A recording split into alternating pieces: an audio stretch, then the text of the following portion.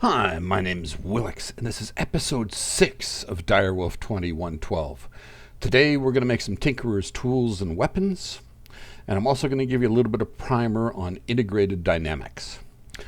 Now, before we get started, Tinkerer's has been updated, but it hasn't been updated for this pack yet, and there were some changes, so I decided to upgrade it for my pack, and I've already done that. The only really interesting thing I found in there was the new tool, the Camma. And this looks like a hoe, but really it's more like a set of shears. You can shear sheep, you can shear leaves, etc. Where this will be of interest to you is if you're playing a Skyblock pack like Project Ozone 3 when it comes out. You can make the equivalent of wooden shears. Later on, you can also have repairable shears or even unbreakable shears. So this will be much easier to get your leaves, to get your dirt, etc., etc., etc. Other than that, the other things, I wasn't that worried about them, and it really didn't change how most things worked. So, first off, the way the automated mining works over there.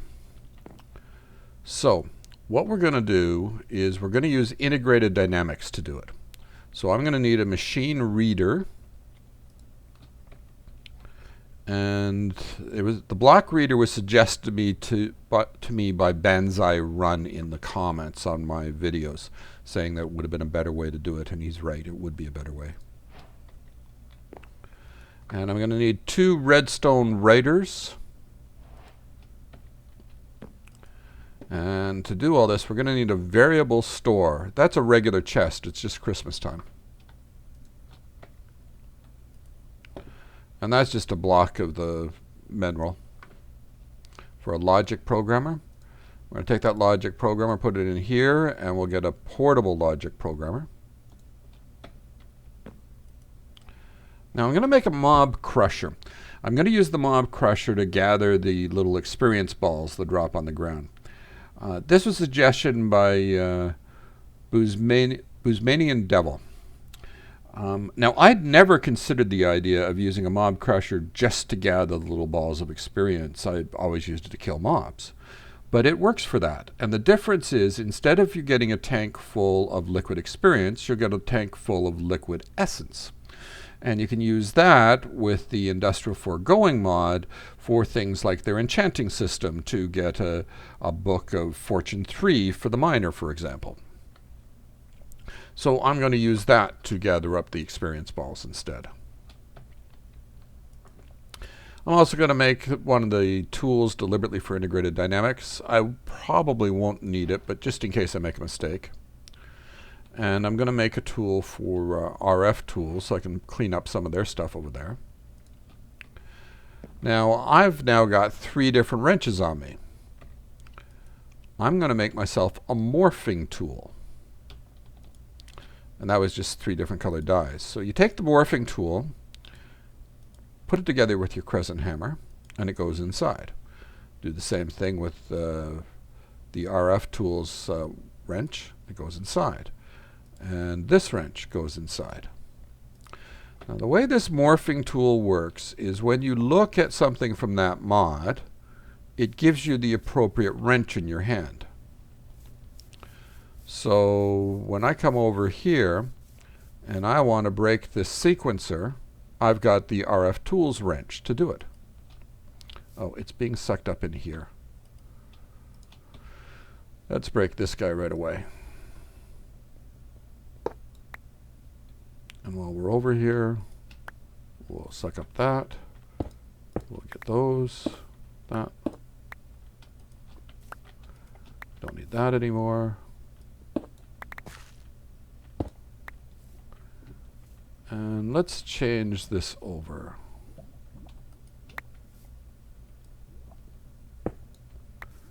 I probably should have done this in the first place. Now, I'm going to turn this so the front's now facing that way. And damn, my inventory is getting full. we want to configure it now. Whoops, that's not configuration. This is configuration. So it's going to output to that side, input from this side. And I'm going to take one of these flat transfer units. Now, normally, just right-click it onto there. What will happen is it'll try to draw from the block from the igneous extruder and put it into the block beside it. I want it to go in the other way. I want it to draw from the sink and put it into the igneous extruder. So I'm going to hold Control and right-click it. Now it goes on in the reverse manner. So we can take our sink and put that there, and now it can draw from the sink that way. We're going to come over here. We'll drop down our mob crusher. And again, we'll use one of these things. This time we want to pull out of the mob crusher, so I'm not using the control. And we'll put down a brand new portable tank for it. I'm going to have to upgrade these because, look, that was almost full, right? Yeah, well, over half full anyways. So I'm going to have to put some upgrades on the portable tank. Now, to set up integrated dynamics for this. So the way we're going to do it is we're going to take the block reader and we'll put it on top of the block that we want to read. Then we're going to take the machine reader and we'll put it on top of our atomic reconstructor. Then we're going to we want to give a redstone signal to this, so we're going to use a redstone writer.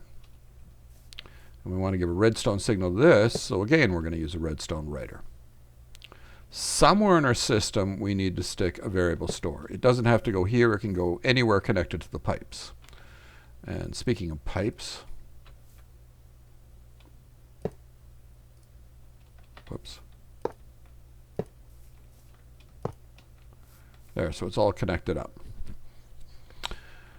Now, this thing gave me no end of problems to try and figure out how to use it. I just didn't catch on to the logic of it right away. Took me far longer than it should have to figure out how to do all this. So the way this thing works is it uses variables. And you put the variables together in a little formula, and you do things with it that way. What do I mean by that? Okay. So in this block reader here, if we look here, there's a whole bunch of different stuff. One of them is that it's a block, okay? And it's linked to this block reader as a block. So we're going to take one of those variable cards that we made before. We're going to put it in there, and we can see now the aspect is a block and the type is a block. So we've got a variable card for block block. Then we're going to want to do something with this. So we take our programmable logic programmer, and we're going to click on the type is block. So we're going to work with type block. We're going to take stone. We'll put that in there. And now we have a variable for stone with a type of block. So those are our two variables. So now let's make ourselves, we want it when it's not stone. We want to send the redstone signal. So not stone, so we're going to type in not. Not equals. So then we take, when the block in front of that reader is not stone, we want to send a signal. So we'll make that a not equals, and notice where it says variable IDs 0 and 1. So this is like 0 and 1. Now for this thing to work, we need to store those two variables so we can find them again. It didn't actually store what they were, just that they are in variable cards. So we put in the variable store. Then in the redstone writer, we're going to take this and put it in there. So it says false right now because this is stone, so we're not meeting the requirements. We want to know that it's not stone, and then we'll get a true reading. Hope you caught that. I tried to say it as simply as I could, at least even for myself to understand it properly. So we're going to do this again. Machine reader. If we slide down through this, we see that there's a section here for stored FE. I take that's forge energy. I don't know. I didn't really look that up. But it's the RF or energy that's stored in the machine. So if we put one of those in there, we now have stored FE as a type integer in our variable card. We open up this again, and we're working with an integer. So we go integer, and we want it when it's equal to 300,000. That means that it's full. And we're going to get another variable card for that. Now, in this case, when this stored FE equals 300,000, we want it to send a redstone signal. So for that, we're going to use equals. We put in the variable card for the stored FE and 300,000, and then we store it on this, and we're good to go. So again, we've got to store our two variables in here so it can find them again. Notice this one's now saying variable IDs 3 and 4. This is 3, that's 4. Then down here, we're going to send a redstone signal when that is true. And boom, it started. And it works. Hooray! Now, I only have about 1,000 RF per tick here, or maybe just a little more than that. If you have a much bigger power supply, and you send too much power through to this, like let's say you could send 4,000, and that's what a hardened flux duct can handle. It can handle 4,000 RF per tick. If you give it 4,000 RF per tick, this thing is going to fail. The timing is going to be off on those two things happening. And it's going to end up stopping. So underneath this, or wherever you're supplying the power to the atomic reconstructor, use a piece of leadstone. That will only allow it 1,000 RF per tick. And you won't have a problem then. Just don't feed this thing too much power, or the system isn't going to work. And now I'm producing actually a little less than 1,000. I'm using it on other things, so it's not getting 1,000 RF per tick. At 1,000 RF per tick, it's pretty quick. It's doing it like every 3 seconds. So, and that's fast enough. This is a little slower than that because it's using power for other things. But enough time spent on that. Let's come back over here and get started on our Tinkerer stuff. Before we do that, let's clear out our inventory. We don't need that anymore. That.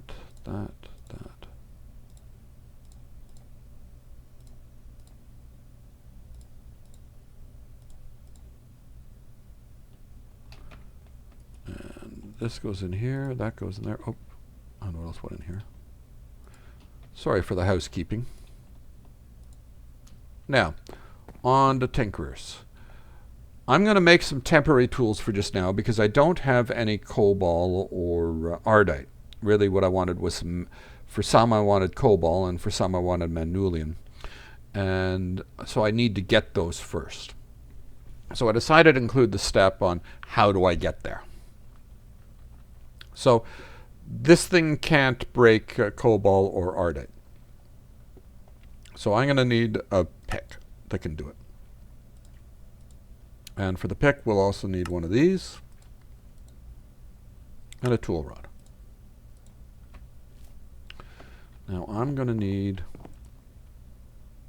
some cobblestone. That's not going to be enough.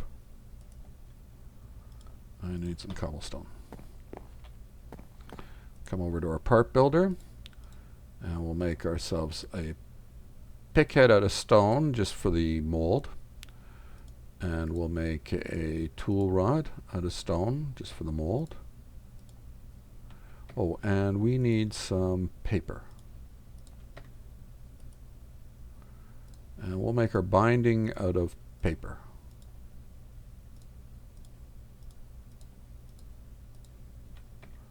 And all those things can go back in here now.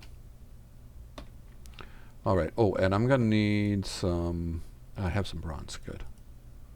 I'm going to use bronze and 1 copper.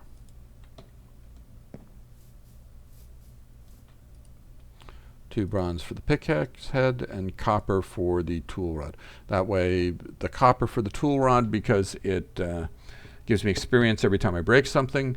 Bronze just because it's pretty good for durability to start.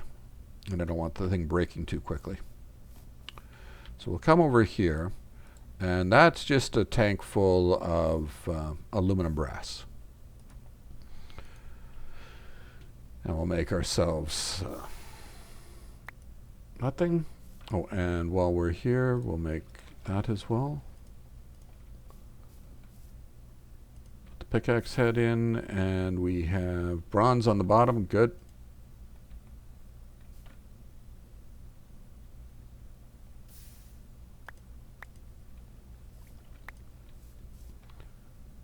And then copper for the tool rod.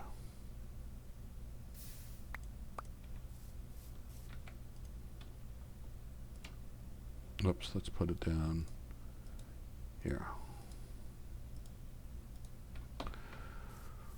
Okay, so now we'll come over here and we'll make... I know we haven't made yet.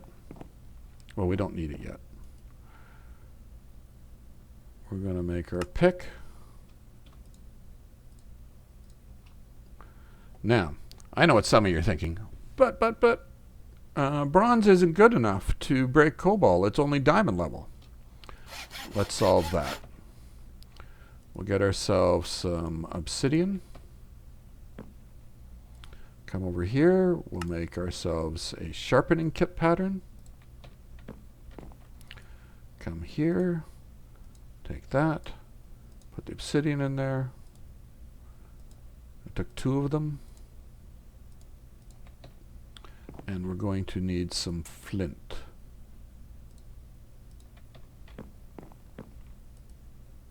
Oops, not there. Here, yeah. So we take this, put it in there with our obsidian sharpening kit, 1 flint, and notice this is mining level diamond. This is mining level cobalt now. So that's how we do it. Now I want some sort of a weapon as well. So a distance ranged weapon. And I'm sort of partial to shurikens. So we'll get ourselves a knife blade. And oh, we're going to need a tool forge to do this.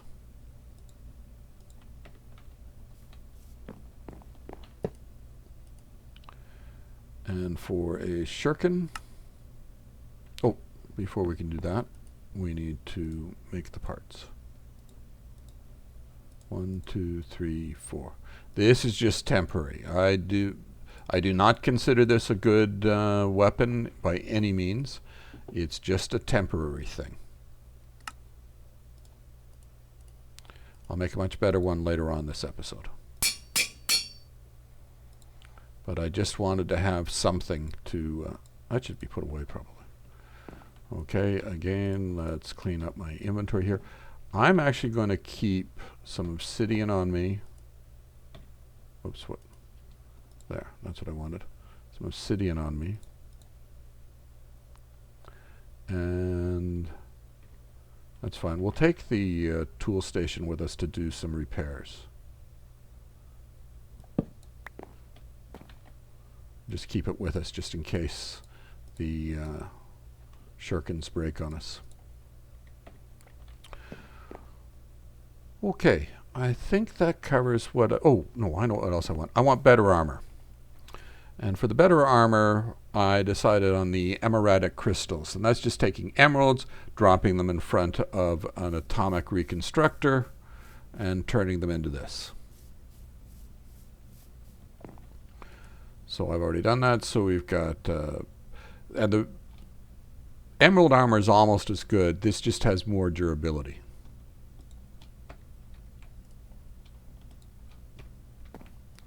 And that's pretty good armor. I didn't do the boots because I want to keep my slime boots on for now. Oops.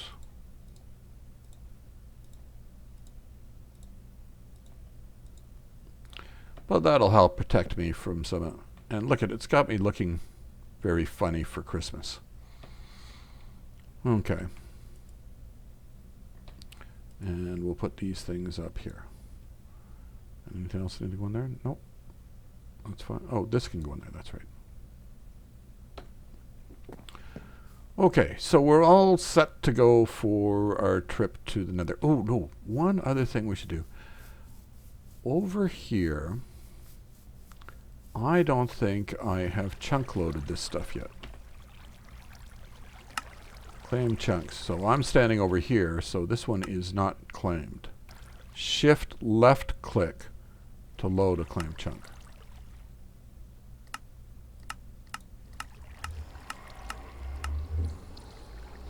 Okay, so we've loaded up these 9 chunks. Now, this doesn't work very well. It tends to turn off for chunks to become unloaded. So I might want to look at getting some proper chunk loaders later. Okay, so my ring of flying. Why are you not working? Is working right now on this side. But when I go through here,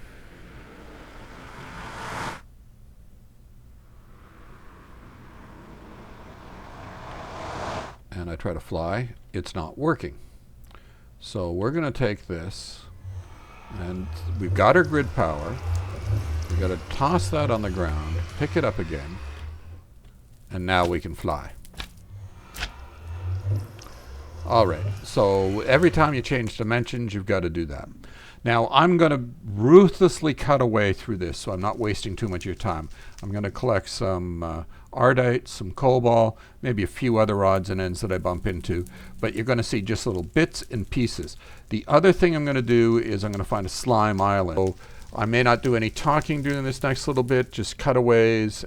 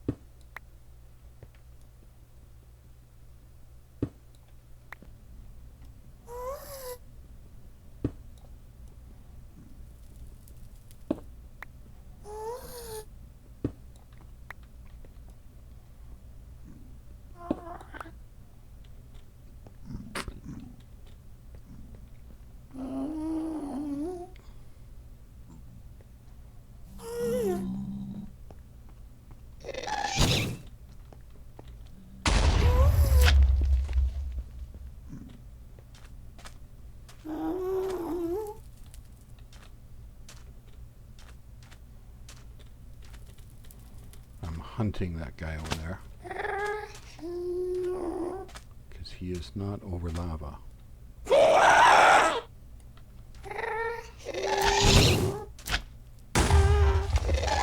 away though.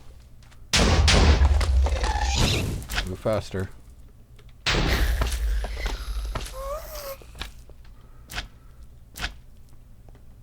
I saw a pearl drop.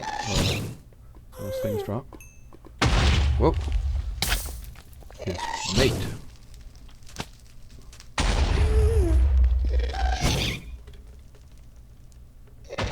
You're over lava. I don't want to kill you there. Come over this way.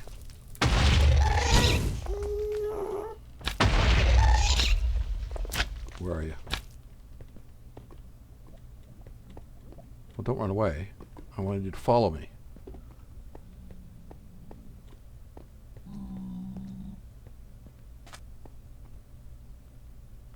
Oh, there's an Enderman.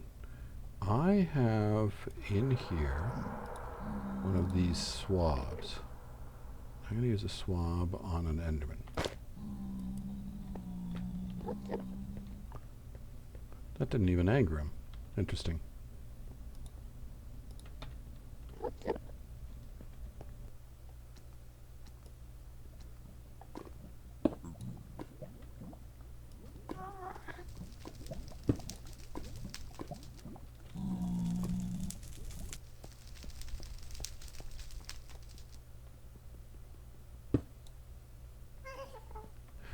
In my search for cobalt, I found another slime island. This one had saplings on it, so let's get some of those. Let's make sure I get over there without dying.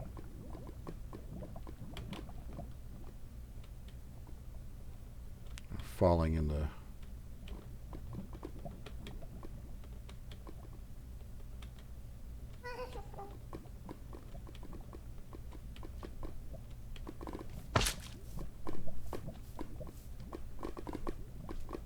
This guy's going to chase me. I don't seem to be doing it yet. Maybe.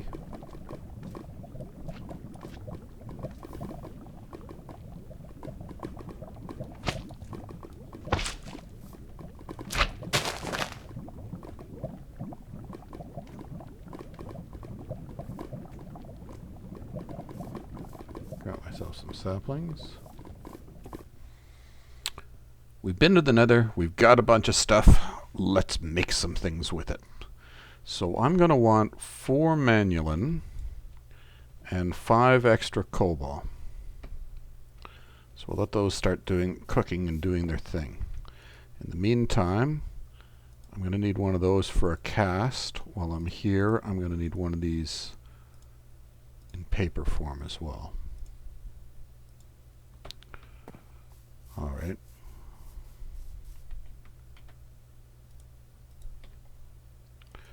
Put that down.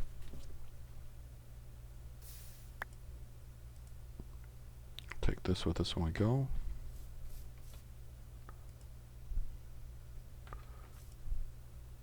Oh, you're not done yet. Okay, let's do some other things while we're waiting for that. We're going to emboss some stuff. So what is embossing? Doesn't take a modifier slot. Like if you use paper, it will add extra modifiers. If you use some other material, you would gain the special abilities of that material. If you use Knightslime, you'd get unnatural, that sort of thing. We're going to use it for paper so that we can start making unbreakable tools. Check over here. We got manulin. So we want 4 manulin blades. Now a lot of people suggest that you should make it with a variety of different blades on a shurkin.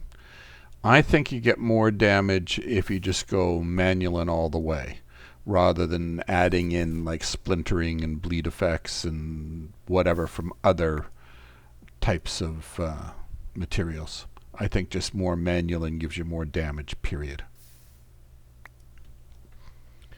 Okay. So let's make a shurkin. So we're getting 7.8 attack damage, insatiable and cold-blooded.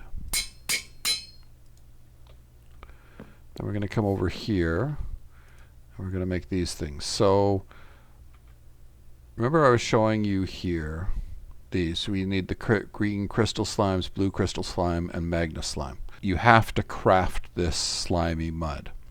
So it's congealed dirt and sand for the blue one. It's congealed dirt and sand for the green one.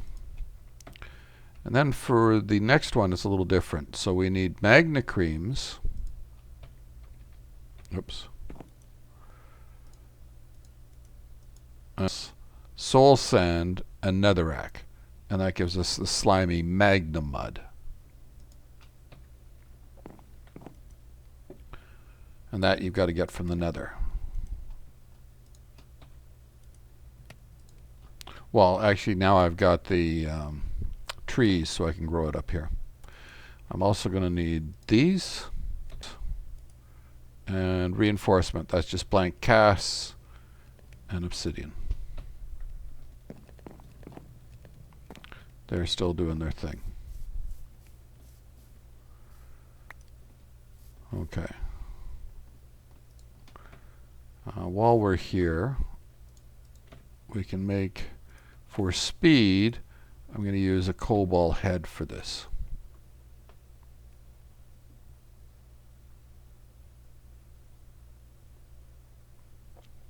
And just to be mildly confusing, I'm going to make myself some Knightslime while I'm here. I want 3 ingots, so I'm going to use 3 slime balls, 3 iron, and 12 cobble.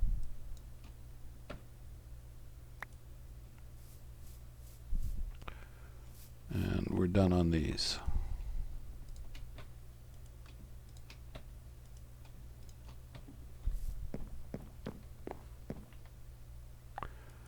And so we come over here, we put this in.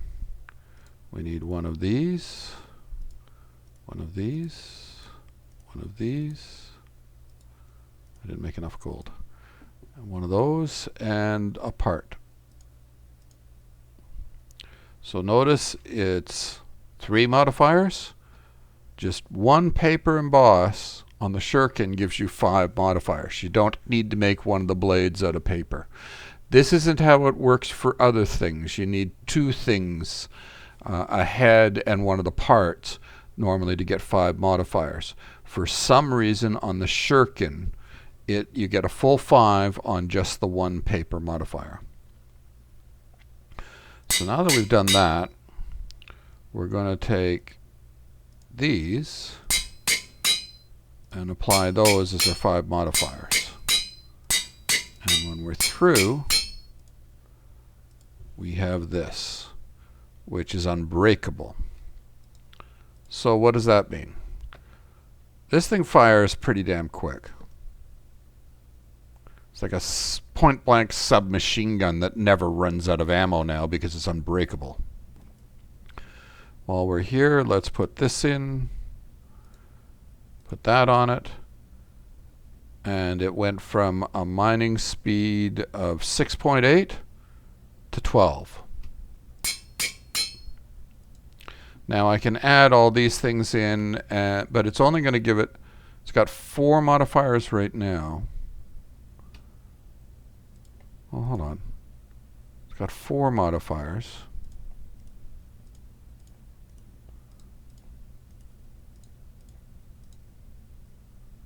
Oh, and I need a paper part. So we're going to use a head this time.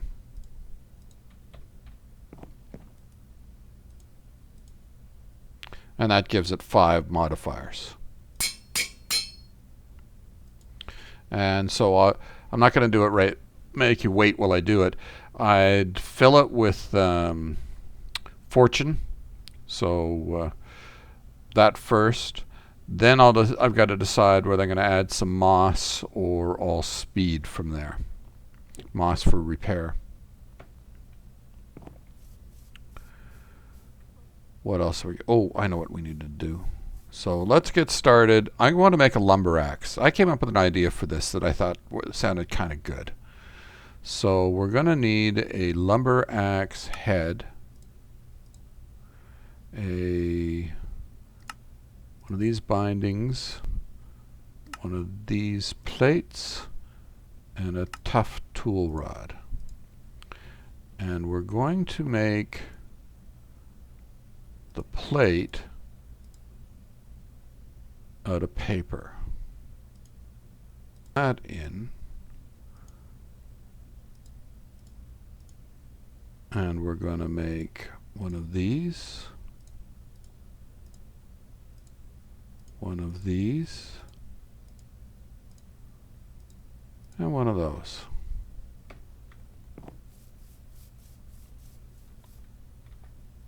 Should have put them on my bar.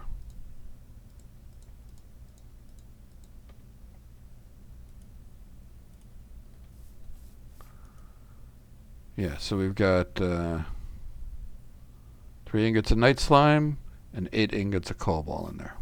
Oh, I'm going to need copper. I'm going to need 3 ingots of copper. Hope none of this combines together.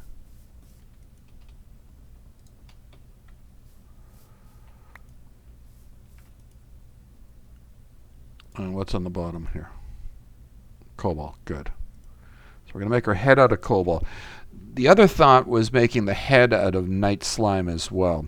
That means that anything that can be broken by hand would be broken at double speed. However, it's less than half as fast for the head as cobalt. So you're slightly faster on the cobalt head. And if it was something that you were trying to break that couldn't be broken by hand, the cobalt would win out completely. So I figured cobalt head was the better choice, not the Knightslime.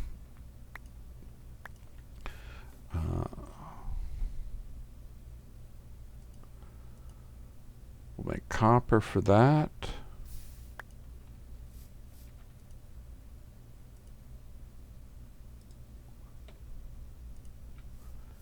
And then this we're going to make out of Knightslime.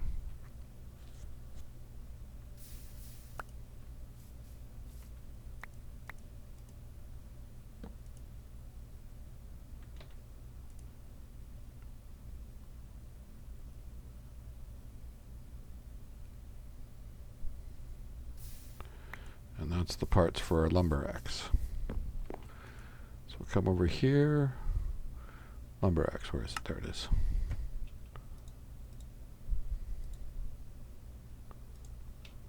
Okay, so that gives us 4 modifiers on the lumber axe.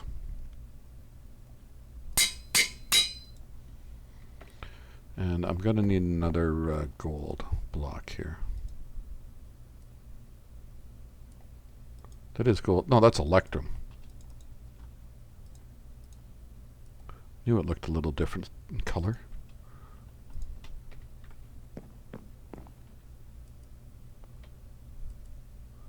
So that needs to go in there. One of these, one of these. Oh, and this part's strange too.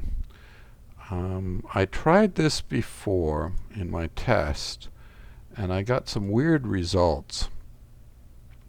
If you make the head out of paper, it won't work. I had to make it out of the tough tool binding. I don't know why the combination worked that way. I guess it's one head, one part. So the tough tool binding, or not, yeah, tough binding pattern is the other thing. And that gave us 5 modifiers. Again, we'll do this with it.